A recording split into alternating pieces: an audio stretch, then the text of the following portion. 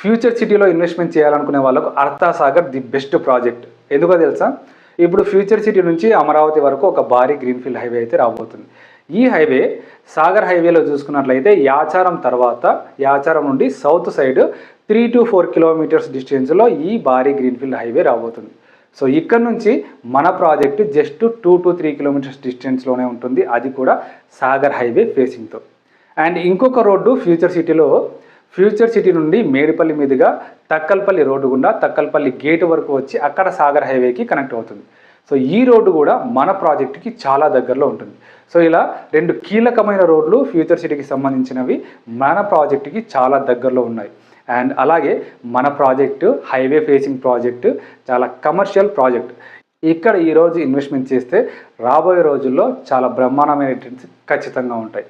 So వెంటనే కింద ఉన్న నెంబర్కి కాల్ చేయండి, మన సైట్ని విజిట్ చేయండి.